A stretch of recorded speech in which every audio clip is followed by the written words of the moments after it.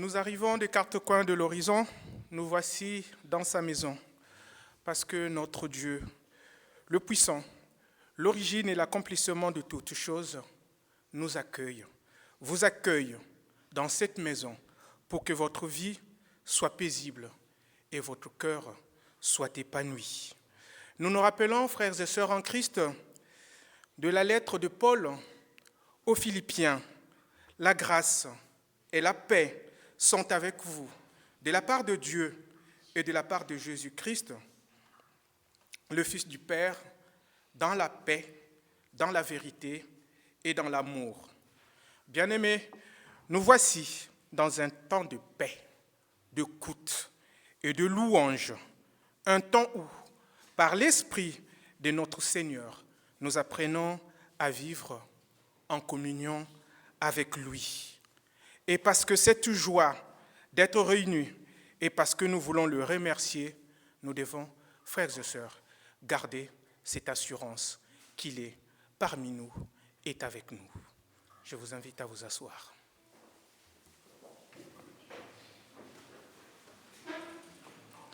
Prions.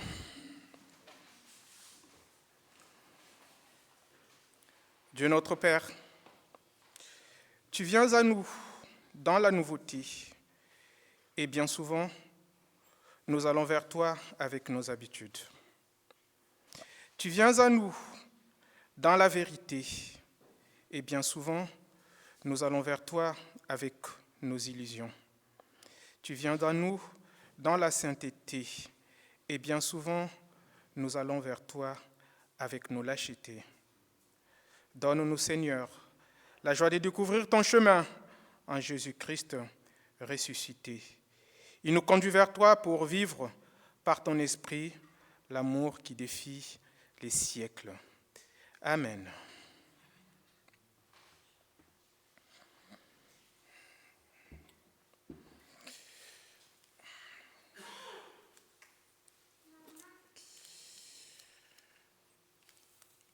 Je vous invite à la lecture de la louange. Celle-ci se trouve dans le psaume au chapitre 103. Nous allons lire le verset 1 jusqu'au verset 13 et ensuite nous lirons le verset 19 jusqu'à sa fin, donc le verset 22. Nous lisons au nom du Seigneur.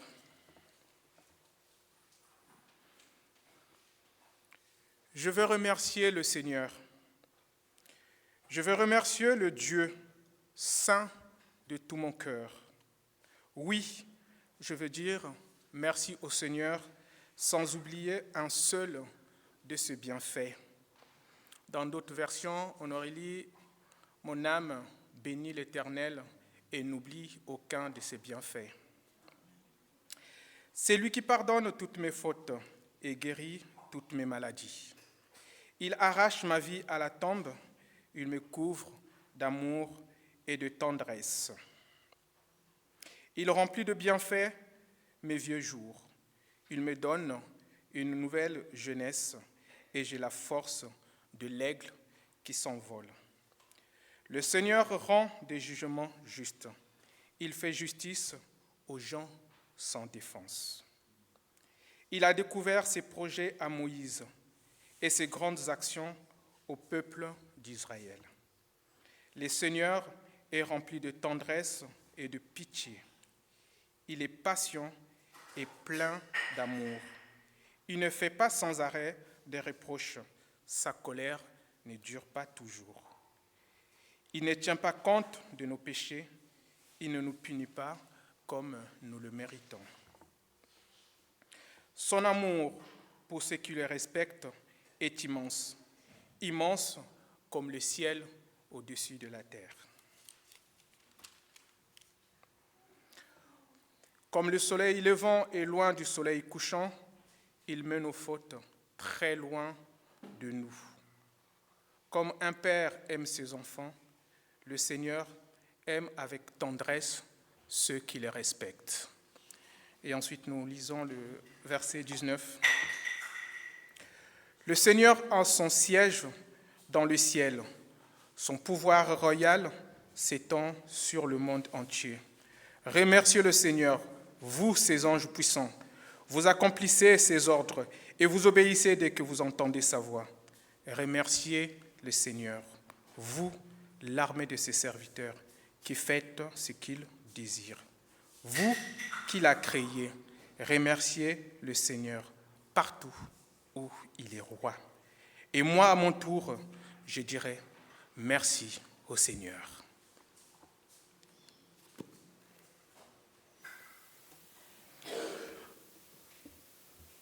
Comme David, ce psaume nous invite à bénir Dieu et à discerner ses innombrables bienfaits. Hélas, nous sommes portés à tenir à jour la liste de tout ce qui nous manque, plutôt que celle des bienfaits reçus. Et oui, combien sommes-nous ingrats et inconséquents, parce que nous ne savons pas voir la grandeur du Seigneur à travers ses bienfaits, tant visibles que invisibles. Et par-dessus tout, mes frères et sœurs en Christ, je veux que nos âmes sachent de quoi remercier Dieu éternellement.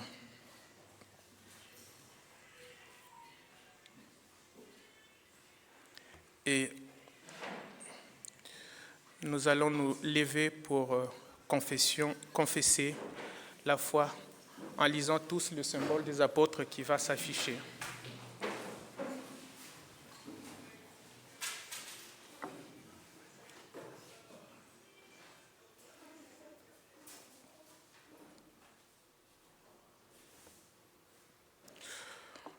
Je crois en Dieu, le Père Tout-Puissant, Créateur du ciel et de la terre. Je crois en Jésus-Christ, son Fils unique, notre Seigneur. Il a été conçu du Saint-Esprit et qui est né de la Vierge Marie. Il a souffert sous Ponce Pilate.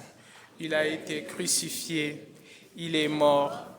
Il a été enseveli. Il est descendu aux enfers. Le troisième jour, il est ressuscité de mort. Il est monté au ciel. Il siège à la droite de Dieu, le Père Tout-Puissant. De là, il reviendra pour juger les vivants et les morts. Je crois au Saint-Esprit, la Sainte Église universelle, la résurrection du saints et la résurrection des péchés, la résurrection de la chair et la vie éternelle. Amen. Veuillez vous asseoir.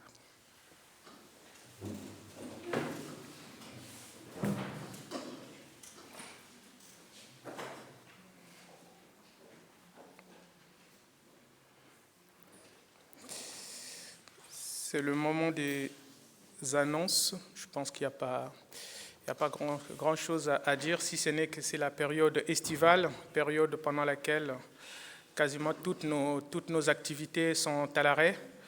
Pour autant, tous les cultes dimanche seront toujours assurés à partir de 10h45. Et la date à retenir, c'est celle donc, de notre culte de rentrée. Tu me confirmes, c'est bien le 10 septembre. Donc le 10 septembre, nous aurons notre culte de rentrée. Et ce culte sera suivi d'un petit moment de formation sur les gestes de premier secours. Et par ailleurs, nous partageons, comme nous avons l'habitude de le faire, un repas. Voilà.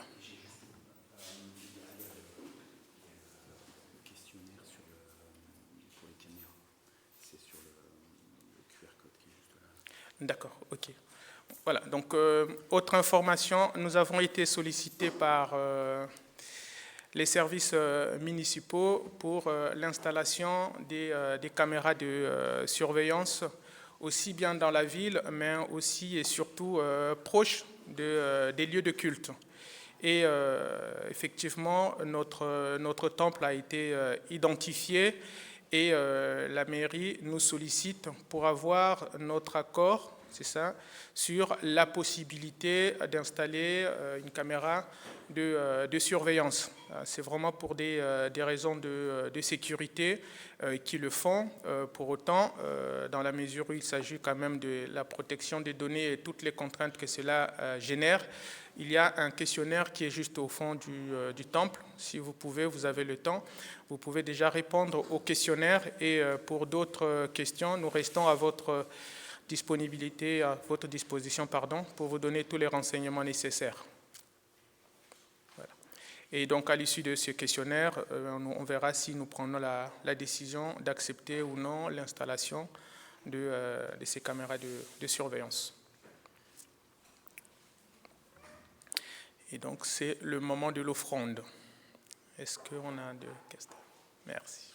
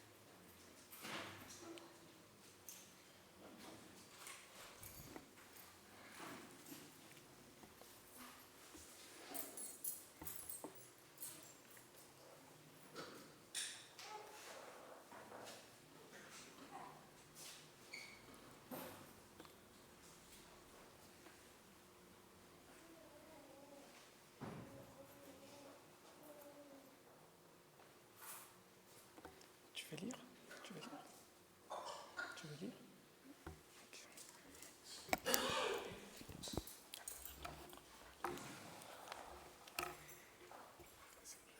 Seigneur notre Dieu, nous t'offrons le don de notre travail, de notre vie, pour le service de l'Église et de sa mission dans le monde. Merci pour ton amour. Amen.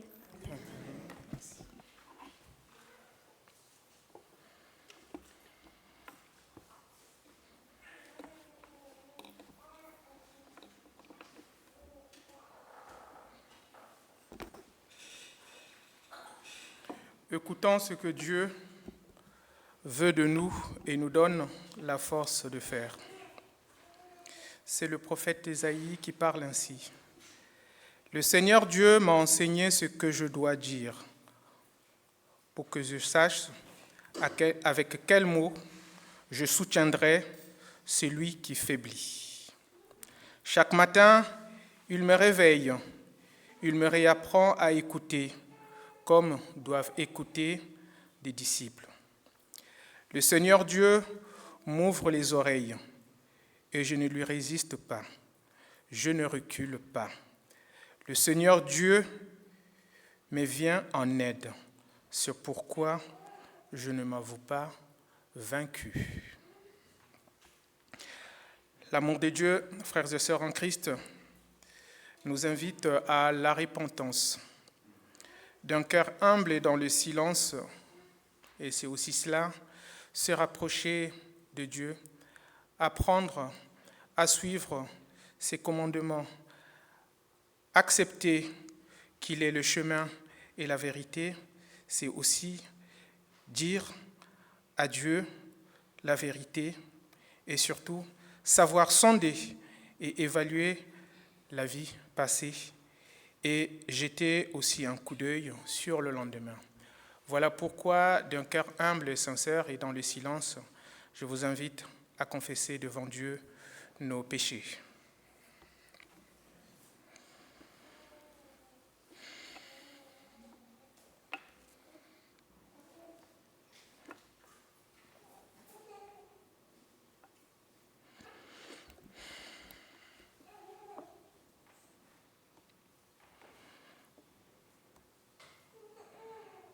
Je vous invite à la prière.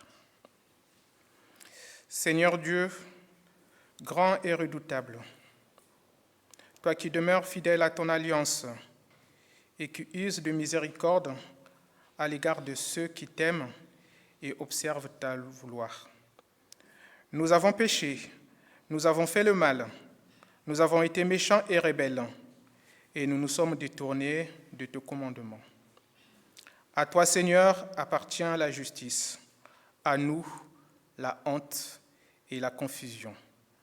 Parce que nous avons péché contre toi, nous nous sommes révoltés, nous n'avons pas écouté ta voix. Auprès de toi, notre Dieu, miséricorde et pardon. Ce n'est pas à cause de nos mérites que nous nous présentons nos supplications, mais à cause de tes grandes compassions. Seigneur, exauce nos prières. Seigneur, pardonne et pardonne nos fautes. Seigneur, sois attentif et agis. Ô notre Dieu, ne tarde pas pour l'honneur de ton nom. Amen.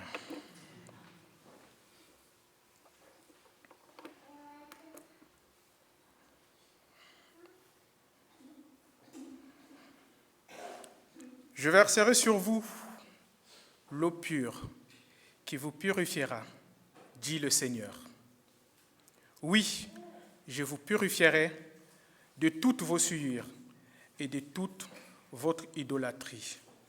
Je vous donnerai un cœur nouveau et je mettrai en vous un esprit nouveau. J'ôterai votre cœur de pierre et je vous donnerai un cœur de chair. Je mettrai en vous mon esprit. Voilà, nous dit le Seigneur. Frères et sœurs en Christ, nous avons reçu un esprit d'adoption par lequel nous crions à Dieu. Père, l'Esprit lui-même rend témoignage à notre esprit que nous sommes enfants de Dieu.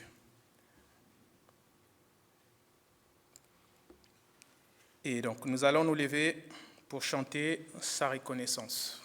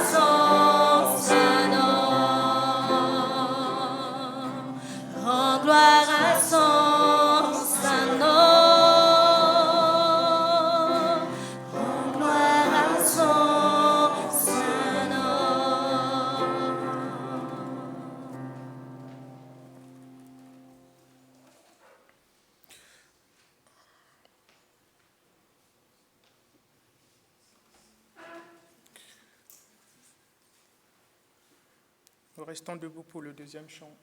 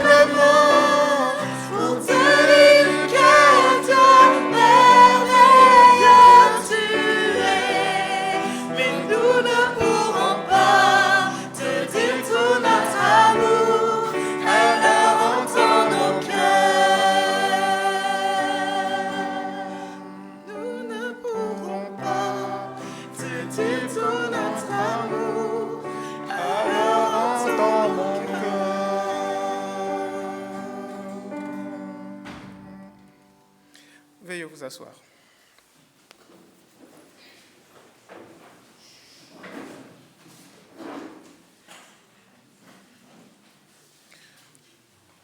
Tout à l'heure, dans le psaume de David, au chapitre 103, nous avons lu ces hymnes qui nous invitent à bénir et à discerner ces bienfaits qui sont innombrables, puisque, comme je disais tout à l'heure, nous passons notre temps à tenir à jour la liste de ce qui nous manque, mais nous ne savons pas reconnaître ce que Dieu fait pour chacun de nous. Et comme tous les dimanches, nous avons pris l'habitude d'avoir un moment d'action de grâce, un moment où chacun qui le souhaite peut prendre le micro et dire ô combien Dieu l'a accompagné dans la vie quotidienne à travers les événements passés. Et donc, nous allons faire circuler le micro si vous souhaitez faire un témoignage.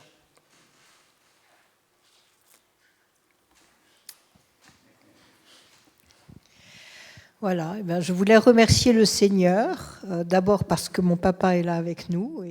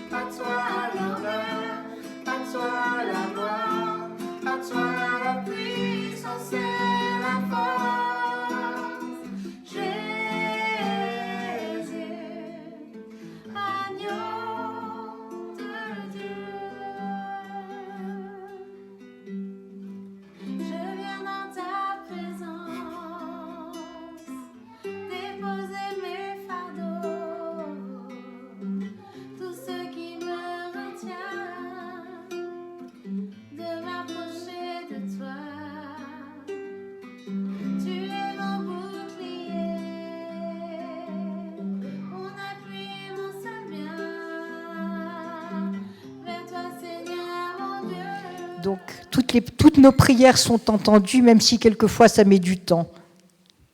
Là, je veux dire, c'est une prière qui a mis plusieurs siècles. Et quand on voit que depuis Vatican II, les catholiques lisent aussi la Bible, eh ben, on peut se dire que nos ancêtres n'ont pas combattu pour rien. Donc, alléluia. Amen.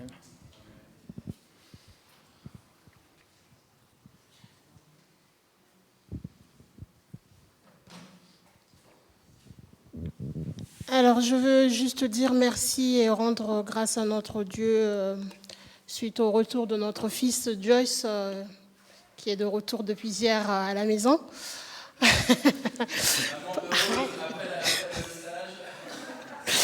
Mais en fait, je rends grâce parce que, en tant que parent protecteur, forcément, quand l'enfant doit s'absenter de la maison sans les parents, évidemment qu'on a une crainte. On a très peur de comment ça va se passer. Joyce est parti pendant 2 semaines pour ses tournois de tennis, donc en colonie de tennis. Et en fait, on se dit, il faut y aller, il faut qu'il parte. Et on se dit, même quand il est avec nous, de toute façon, ce n'est pas nous qui le protégeons, c'est notre Seigneur. Donc, Seigneur, on te le confie pendant ces 2 semaines sans nous, mais nous savons que tu seras là pour lui, pour le protéger. Et donc, il est parti faire son tournoi. C'est pour lui source d'épanouissement. Il a fait ses 2 semaines de tournoi, il est rentré hier. La première question, c'est comment ça s'est passé. Il est heureux, il est rentré épanoui, sain et sauf, en bonne santé. Donc ce matin, c'est sincèrement avec le cœur plein de joie et de bonheur, comme l'a dit Arnaud. Maman heureuse qui veut absolument rendre grâce à notre Dieu qui tous les jours nous prouve combien il sera toujours là pour nous et combien voilà, il est à notre écoute tant qu'on l'appelle au secours, tant qu'on lui demande de nous protéger, de protéger notre famille, il sera toujours là. Donc je rends grâce pour ça aujourd'hui. Que Dieu soit béni.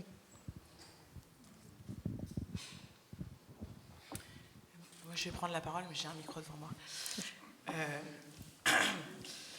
Moi, j'étais un peu émue, excusez-moi, pendant le chant d'avant, parce que ça disait si j'avais l'éternité, je ne pourrais pas l'exprimer, mais dans les battements de mon cœur, tu reviendras toujours. Merci pour la vie, pour la vérité et pour le chemin. Et ça parle de notre salut, mais pour moi, ça a pris une résonance particulière, étant donné que j'ai une petite vie dans mon ventre. Et donc,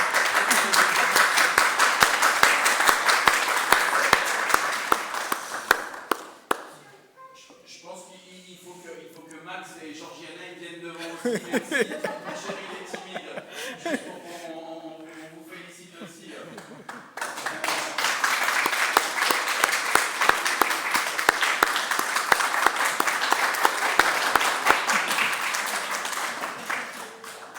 On peut juste prier. Seigneur notre Dieu, bénis cette famille qui s'agrandit.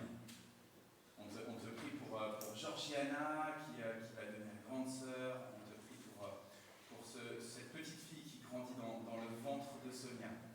On te bénit pour les responsabilités de Maxime, de Sonia, mais aussi de Georgiana. Et on te prie, Seigneur, parce qu'on sait que dans le corps de Marie, Jésus il grandissait déjà en sagesse, en discernement, en stature, déjà dans ses entrailles.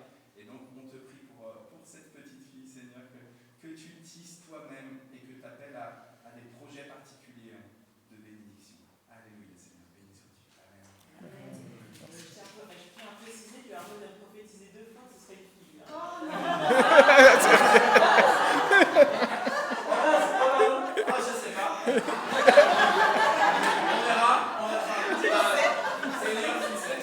Moi, je me l'ai tous annoté. Hein. Tu l'as dit 2 fois, c'est établi. Hein. On verra dans quelques mois si je suis pas sûr.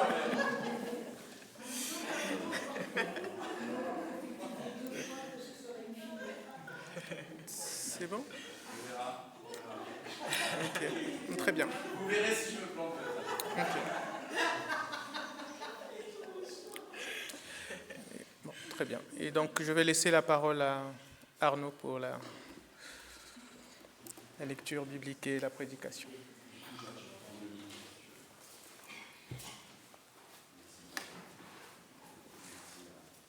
Joyce, tu fais ça parfaitement bien, tu vois. Donc tu assures à la fois avec les différents logiciels, avec la table de mixage maintenant qui se rajoute. Vraiment, je bénis le Seigneur aussi. Moi, tu vois, j'étais persuadé que tu avais fait depuis qu'on avait tous les logiciels. Et heureusement que papa, il se rappelait du fait que tu avais servi il y a déjà quelques années. En fait, je me dis, l'ordinateur, c'est comme le vélo. Tu sais, on dit, ça ne s'oublie pas quand on commence à savoir faire du vélo. Donc, si vous vous formez à la technique, si vous vous formez et que c'est le Seigneur qui est à l'œuvre, eh ben, il va permettre à ce que vous puissiez utiliser, même après X années où vous êtes moins servi des talents, eh ben, il va permettre que vous puissiez les réutiliser. Je sais qu'il y a des gens qui font de la musique, je crois qu'il y a des saxophonistes. Mickaël, je te fais un appel du pied. Et même quand ça fait longtemps qu'on n'a pas, quand on n'a pas joué, même quand ça fait longtemps qu'on n'a pas été prédicateur, animateur liturgique, même si on se dit moi j'ai su prier mais je sais plus trop prier, etc. Le Seigneur, il veut vraiment vous utiliser. Moi, j'avais juste aussi un tout petit sujet d'action de grâce. Alors, c'est à la fois pas directement pour moi, mais c'est plus pour la communauté. On reçoit des messages de gens qui nous disent « Voilà, je suis parti et j'ai bien voyagé. » Ou alors j'ai eu une opération et ça s'est bien passé. Et cette semaine, on a reçu des photos comme ça de gens qui sont partis à droite à gauche. On a reçu des nouvelles de gens qui ont été opérés. Je cite pas de nom là. Il y en a qui se reconnaissent. Mais simplement, pour moi, c'est un vrai sujet d'action de grâce parce que on est au courant dans la communauté quand il y a des départs, quand il y a des arrivées, etc. Et du coup, ça permet qu'on puisse prier les uns pour les autres. Et en fait, ça se passe bien. Ça se passe bien, le Seigneur y conduit.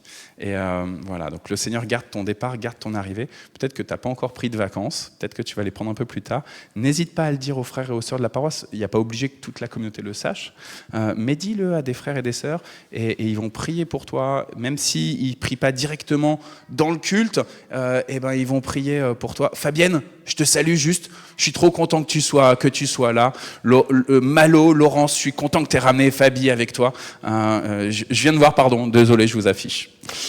Voilà, on arrive sur la lecture pour aujourd'hui. La semaine dernière, on avait commencé Matthieu chapitre 13 avec la parabole du semeur.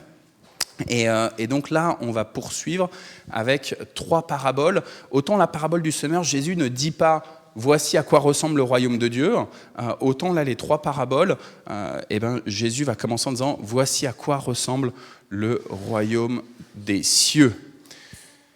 Joyce, je te laisse nous mettre Matthieu chapitre 13, versets 24 et suivants.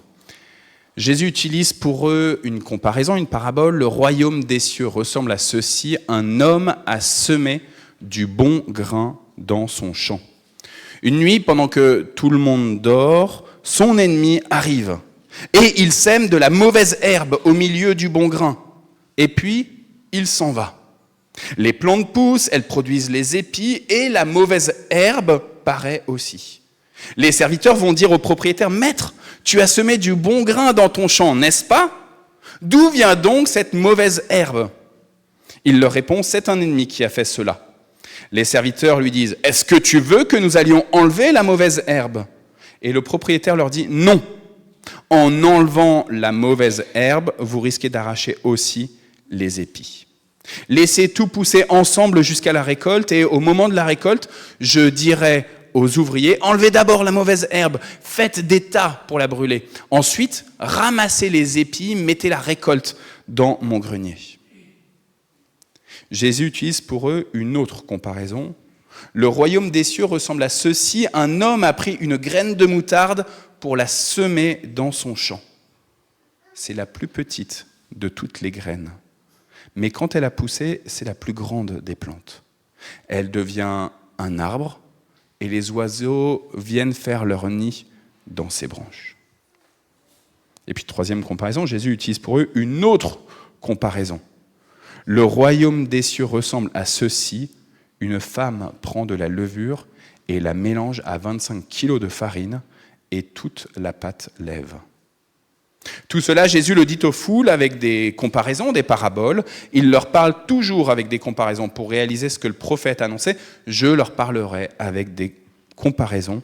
J'annoncerai des choses cachées depuis la création du monde. Alors Jésus laisse les foules, il s'en va à la maison. Ses disciples s'approchent de lui, ils lui demandent: « Explique-nous, s'il te plaît, l'histoire de la mauvaise herbe dans le champ. » Et Jésus leur répond: « Celui qui sème le bon grain, c'est le Fils de l'homme. Le champ, c'est le monde. Le bon grain, ce sont les gens qui appartiennent au royaume. La mauvaise herbe, ce sont les gens qui appartiennent à l'esprit du mal. L'ennemi qui a semé la mauvaise herbe, c'est l'esprit du mal. La récolte, c'est la fin du monde. Les ouvriers, ce sont les anges. On a ramassé la mauvaise herbe pour la brûler dans le feu. Eh bien, la même chose arrivera à la fin du monde. Le Fils de l'homme enverra ses anges. Ils enlèveront de son royaume tous ceux qui font tomber les autres dans le péché et tous ceux qui font le mal. Ils les jetteront dans le grand feu. Là, ces gens pleureront et ils grinceront des dents. Mais ceux qui sont fidèles à Dieu brilleront comme le soleil dans le royaume de leur Père. Que celui qui a des oreilles, qu'il écoute. Amen. Je vous invite à prier. Seigneur, nous croyons que ton esprit est là, dans cette maison, dans ce temple. Nous croyons que ton esprit est à la surface et ton esprit pénètre en profondeur cet espace qu'est le temple, mais cet espace qui est aussi chacune de nos personnes. Alors oui, nous voulons entendre par ton esprit ta parole et ce que tu as à nous enseigner. Que ton nom soit béni, que ta gloire soit reconnue. Amen. Le royaume des cieux ressemble à ceci, le royaume des cieux ressemble à cela.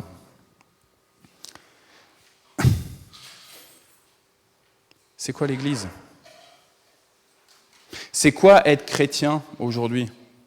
C'était quoi être chrétien il y a 100 ans, il y a 500 ans ? Ce sera quoi être chrétien dans 500 ans ? Le royaume des cieux ressemble à ceci. Frères et sœurs, pourquoi je vous parle de il y a 500 ans, dans 500 ans ? C'est que nous, on est dans un moment présent, et dans ce moment présent, en 2023, on se dit, mais c'est quoi être chrétien ? Et c'est quoi vivre le royaume aujourd'hui, ici-bas ? Et Jésus, il va utiliser cette comparaison, je vais me focaliser principalement sur la première. On verra si l'Esprit me dit de parler un peu plus des deux autres, mais je pensais surtout parler de la première. Ce qui est intéressant, c'est que Jésus, il donne une parabole où il va parler sur quelque chose qui se fait dans la durée. Il y a un homme qui va dans son champ et qui va semer. Et pour le potager qui est à côté, quand Frédéric Héricotte, il est venu et qu'il a planté les semis de tomates, il avait avant chez lui mis des petites graines dans des petits pots qu'il avait fait germer, et puis ensuite il les a amenés là, et le plant de tomates, il a mis du temps à prendre. Et Jésus, il le sait bien cela. Et donc il va parler de cette parabole en disant, l'homme, il a semé, et puis il y a un moment, alors il se passe des petits trucs, et puis il y a un moment, il va y avoir le blé qui va sortir. Il y a du blé et puis de la mauvaise herbe, de la zizanie. Et puis il y a un moment donné, ça sera le moment de la récolte, le moment de la moisson. Ma question pour vous ce matin, c'est dans quel temps on est ? Aujourd'hui en 2023. Et je vous pose la question, mais je me la pose à moi-même. Vous connaissez, ceux qui me connaissent, je ne suis pas là plein de certitudes. Est-ce qu'on est au moment où le moissonneur il est en train de moissonner ? Est-ce qu'on est au moment où ça commence à germer, qu'il commence à y avoir des petits plants et on a du mal à distinguer ce que c'est ? Je ne sais pas si c'est du potiron, je ne sais pas si c'est de la courgette. Moi, quand je regarde là les plants, ça se ressemble beaucoup. Est-ce qu'on est à un moment où c'est assez haut pour reconnaître, pour distinguer, pour discerner si c'est du bon, du consommable, ou si c'est du moins bon à donner peut-être aux animaux ou à d'autres, ou peut-être à jeter au feu. Et puis, dernière chose, est-ce qu'on est peut-être même à la toute dernière encore étape, vraiment celle de la moisson ? Je ne sais pas. Je ne suis pas sûr. Exactement. Peut-être que toi, là, tu reçois que dans ta vie, le Seigneur te dit, tu es à telle période, tu es à telle période, tu es à telle période, tu es à telle saison. Peut-être que dans ta vie, c'est le moment de la moisson. Peut-être que dans ta vie, c'est le moment tout juste où le Seigneur est en train de semer. Peut-être que ça fait longtemps que tu es chrétien. Et pourtant, ceux qui étaient là la semaine dernière, vous l'avez entendu, Dieu il continue de semer, et il sème, et il sème, et il sème, il continue de semer. Parce qu'il y a des endroits où il y a des épines, il y a des buissons, il y a des endroits où il n'y a pas beaucoup de terre. Il y a des endroits, c'est un chemin, et il y a les oiseaux qui sont prêts à attaquer. Et donc, Dieu, il est en train de semer et semer et semer. Et donc, peut-être que ça fait longtemps que tu es chrétien. Peut-être que dans ta vie, il y a des endroits où c'est prêt pour la moisson. Et peut-être qu'il y a des endroits où c'est encore des tout petits germes.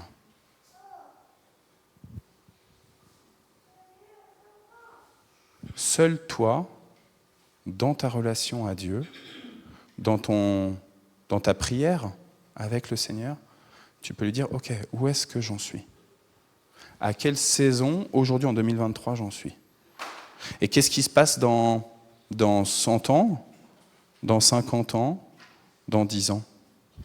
Qu'est-ce qui s'est passé il y a 100 ans, il y a 50 ans, il y a 10 ans ? Il n'y a que toi qui peux savoir. 100 ans, je ne sais pas trop. Hein. Je ne crois pas qu'il y ait de centenaire, même Olivier, qui est notre doyen maintenant, il n'a pas encore 100 ans.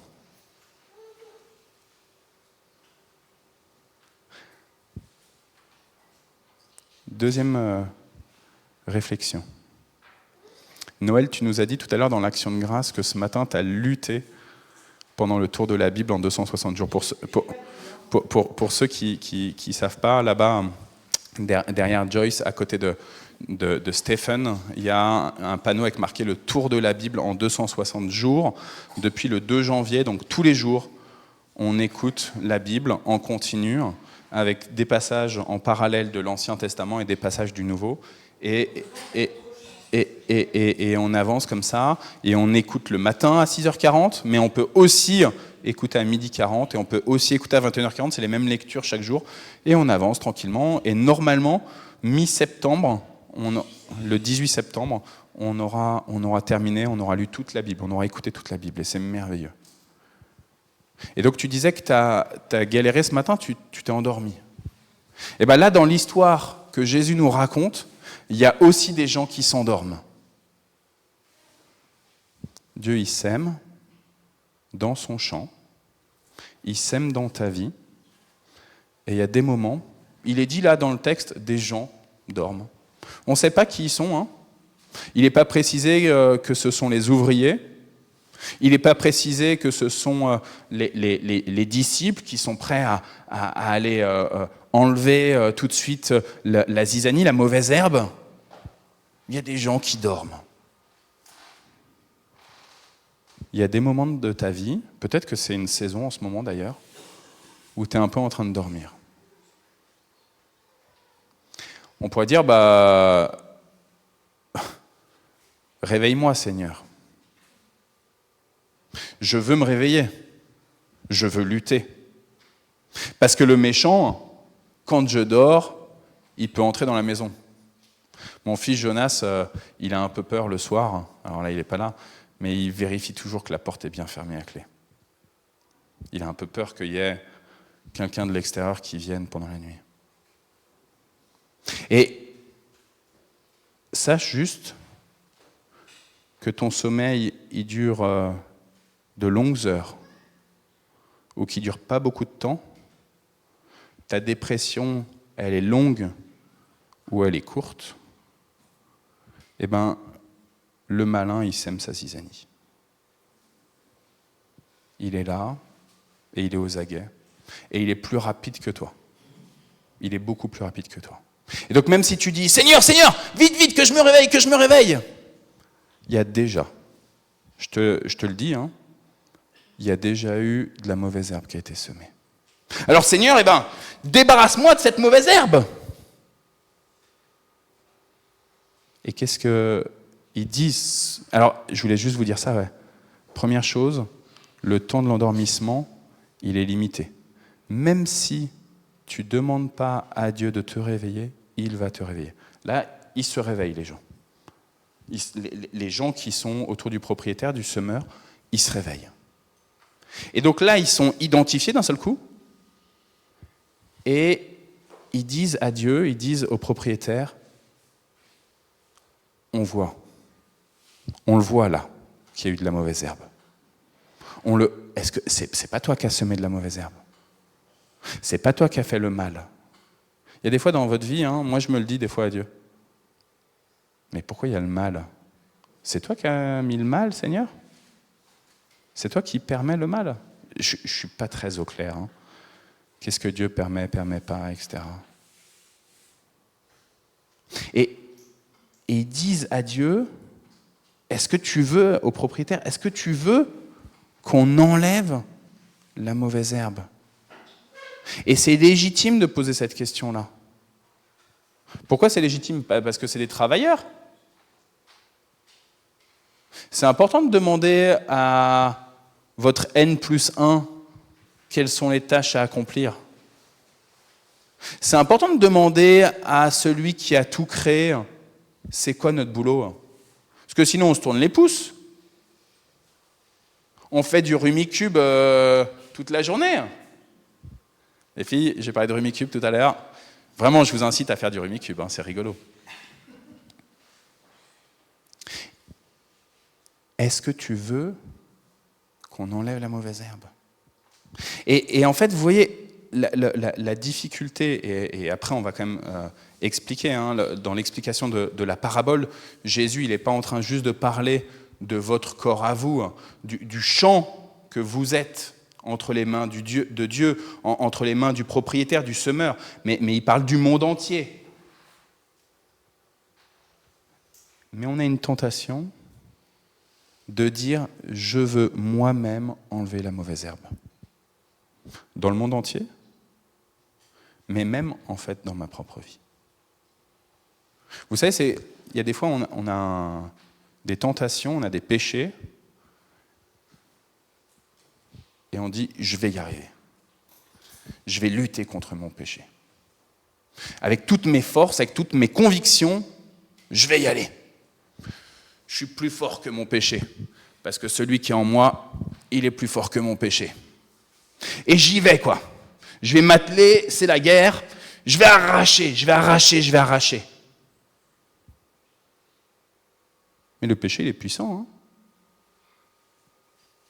Le péché, il est vraiment puissant. L'ennemi, il a vraiment planté beaucoup de graines. Il a vraiment mis beaucoup de zizanie en vous et dans ce monde. Et Jésus, il dit non. Ne vous embêtez pas à enlever la zizanie. Ne vous embêtez pas à enlever le mal. Alors on pourrait dire, ah non, mais qu'est-ce qu'il fait Jésus? On a envie de devenir saint. On a envie d'être à l'image de Dieu, non? Y a pas, vous voulez pas être à l'image de Dieu? Si? Anne-Marie, tu me fais oui quand même. Vous avez envie d'être à l'image de Dieu. Vous rendez bien compte que votre péché, il est bien pourri. Et vous avez envie de ressembler un peu plus à Dieu.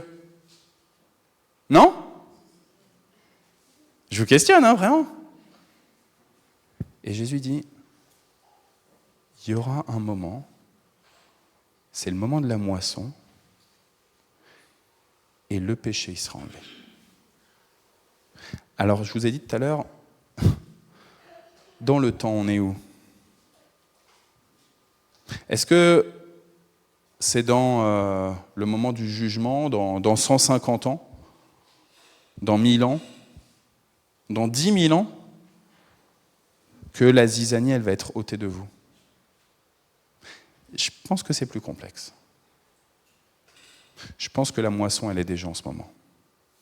Elle est déjà en vous en ce moment. Mais la question, c'est qui est-ce qui travaille pour enlever le péché à l'intérieur de vous? Est-ce que c'est toi, avec toute ta bonne volonté, qui cherche à ôter le péché de ta vie?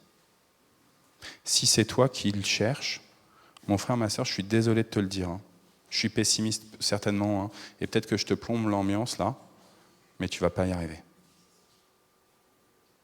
Si tu cherches à combattre le péché en arrachant, tu utilises les mêmes armes que le malin qui s'amuse à arracher, à tout casser, à piétiner, à écraser. Piétiner, je crois, Anne-Marie, qu'il y a une histoire de piétinement qu'il y a eu à l'école Mathurin-Cordier, machin. En tout cas, Jonas m'en a parlé. Il avait été très attentif à cette méditation. Piétiner. Mais il n'y a qu'un seul qui peut vraiment piétiner, qui a la juste autorité dans ta vie pour piétiner le péché, pour enlever le péché, pour enlever la zizanie. C'est Jésus et c'est ses anges. C'est le seul qui peut vraiment y arriver. Pourquoi je vous dis ça? Et vraiment, je ne veux pas être en format pessimiste, à vous dire tu n'y arriveras pas par tes propres forces, machin, et que peut-être que ça vous fout un coup parce qu'il y a un péché que vraiment vous faites sans cesse, et vous faites sans cesse, et vous luttez et vous n'y arrivez pas. Mais en fait, c'est juste pour vous dire, si tu confies à Jésus la zizanie qu'il y a dans ta vie et la zizanie qu'il y a autour de toi dans le monde, dans le champ qu'est le monde. Si tu confies à Jésus en lui disant « Je pense, Seigneur Jésus, qu'arrive le moment de la moisson. Alors fais-le. Vas-y, occupe-toi. » Et du coup, tu rentres dans un processus, alors pour le monde, d'intercession. D'intercession. Et non pas seulement de condamnation. Ah, il y a tellement de méchants là. Il y a tellement de méchants autour de nous. Mais juste t'intercède. Et puis en toi-même, eh ben, si tu commences à dire, ok, c'est Jésus qui peut enlever le péché de ma vie, eh ben, tu vas arrêter comme ça de culpabiliser quand tu retombes, parce que tu n'as pas réussi. Et tu vas dire, je suis un mauvais chrétien, et puis je fais semblant. Parce qu'aujourd'hui, dimanche, on est le 23, c'est ça ? Dimanche 23, eh ben, je suis venu au temple, j'ai loué le Seigneur, j'ai montré que j'avais comme ça de l'enthousiasme, mais en fait, je sais ce que je vais faire cet après-midi, je sais comment je vais me comporter avec mes proches. Ou je sais comment je me suis comporté hier. Et vous voyez, et du coup, de dimanche en dimanche, merci Dominique pour le temps de confession des péchés, mais de dimanche en dimanche, on retombe dans la repentance. Mais si tu dis à Jésus, c'est toi qui peux enlever le péché, alors tu te déresponsabilises. Et en fait, il y a quelque chose, je crois, de vraiment sain. Pas que tu n'as aucune responsabilité sur ta vie, mais ta responsabilité dans ta vie, c'est de laisser entrer Dieu, de laisser Christ prendre toute la place. Ta responsabilité dans ta vie, c'est de dire à Dieu, j'ai besoin de toi, Abba. Ta responsabilité dans ta vie, c'est de dire, j'ai besoin d'un Messie. C'est important, frères et sœurs, parce que vous n'êtes pas votre propre Messie. Vous n'êtes pas le lion de Juda. Vous n'êtes pas celui qui piétine le serpent. J'aimais bien quand j'étais à Noisy-le-Sec, on chantait et on chantait comme ça, on piétine le serpent, etc. Mais c'est celui qui habite en nous qui piétine le serpent.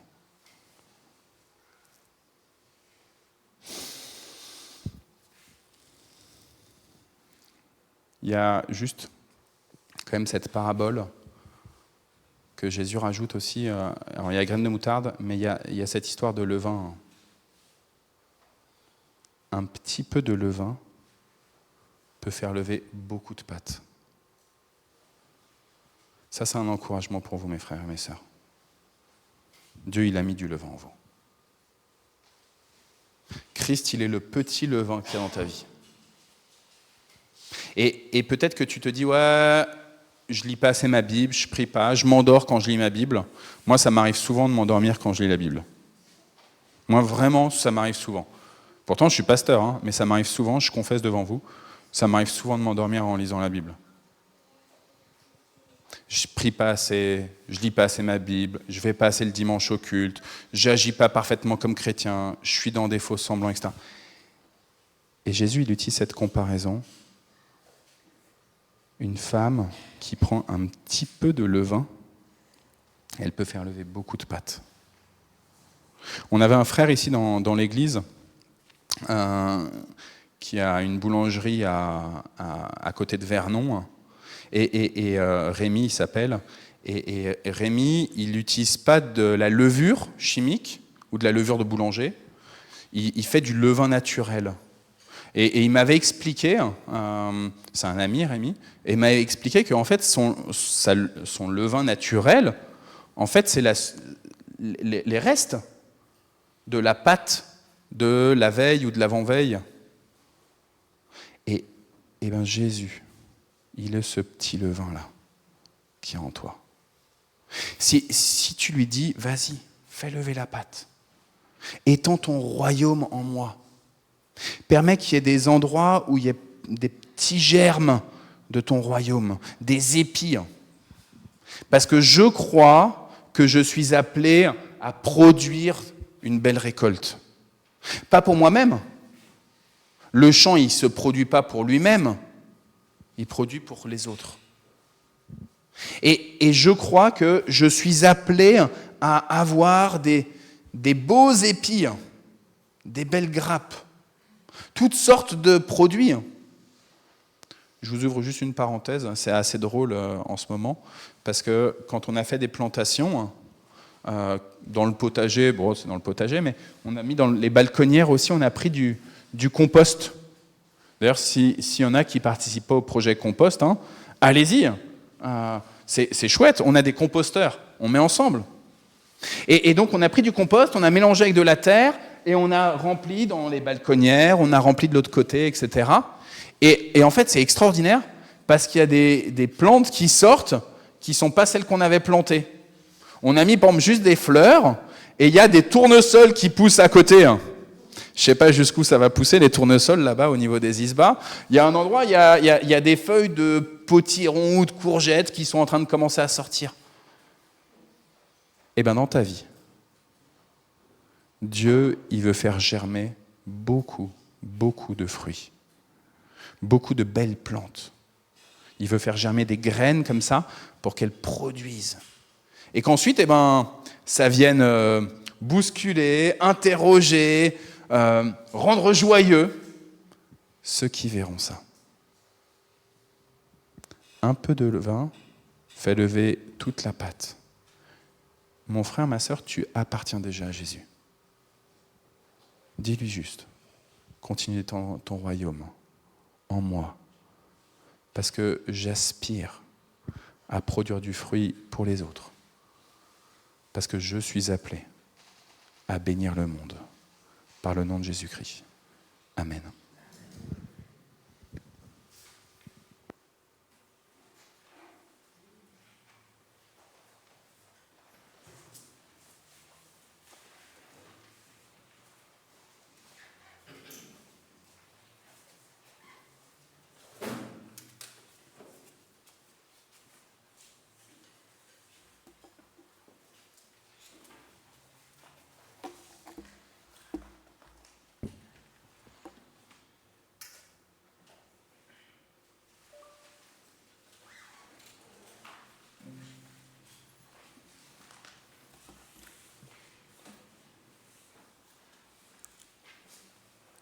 Nous allons nous lever pour chanter.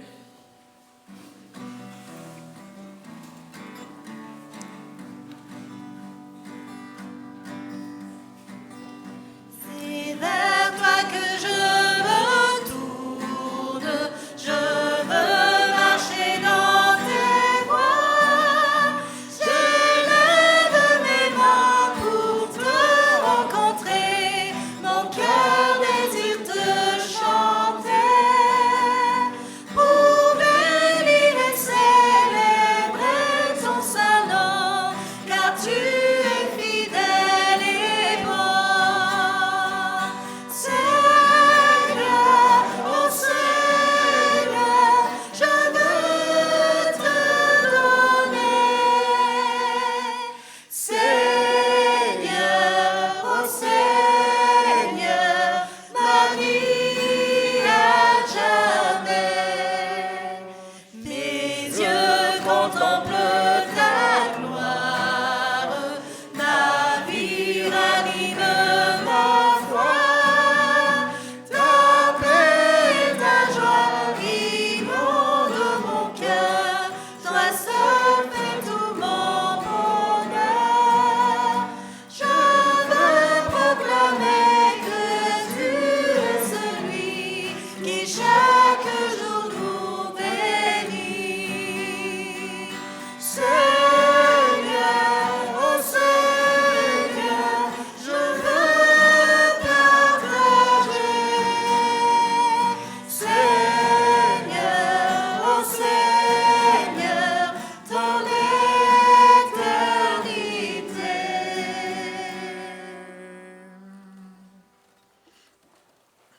Veuillez vous asseoir. Et nous nous unissons maintenant dans la prière. Prions.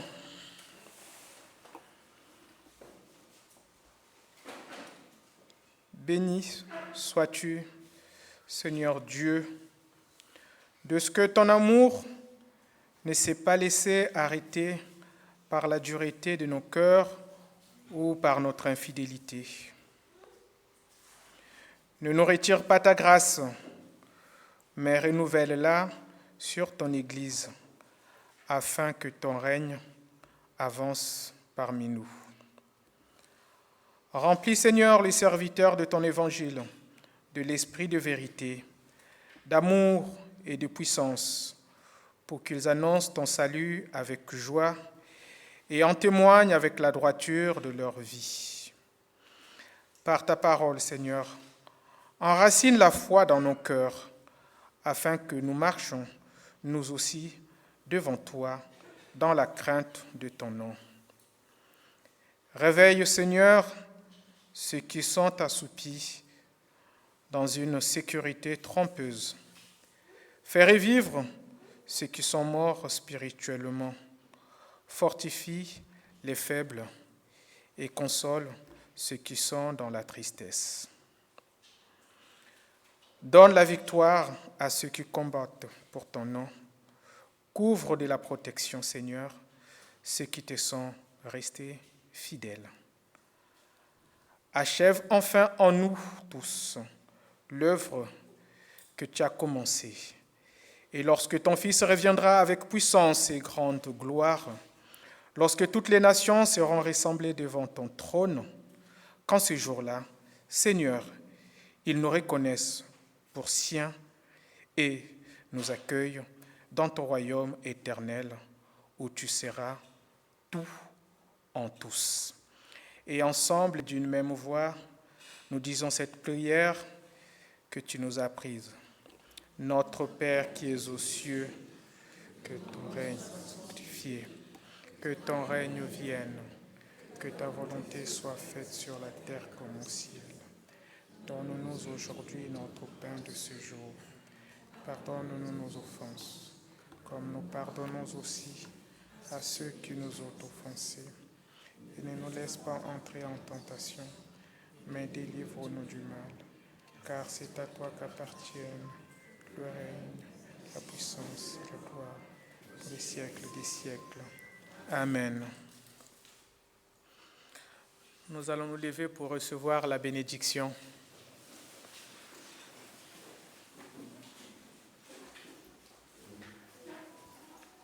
Le Seigneur ressuscité dit, « Allez, allez donc, faites de toutes les nations des disciples, et moi, je suis avec vous tous les jours jusqu'à la fin des temps. Que le Dieu de paix et de lumière soit et demeure avec vous tous, le Père, le Fils et le Saint-Esprit. Amen. » Et nous restons debout pour chanter notre dernier chant.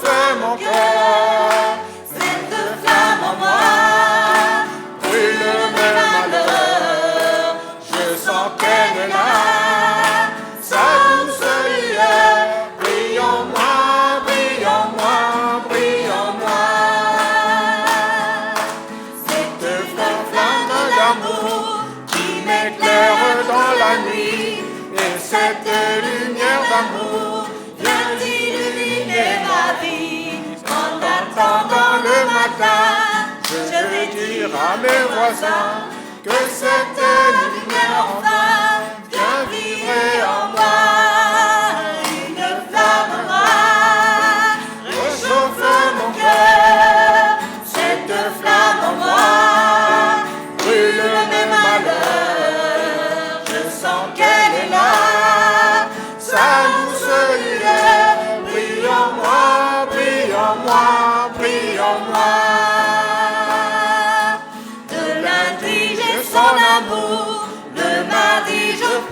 paix. Mercredi est un beau jour, jeudi je veux le chanter. Vendredi si je doutais, samedi il vient m'aider. Le dimanche cette joie vient briller en moi. Une flamme en moi réchauffe mon cœur. Cette flamme en moi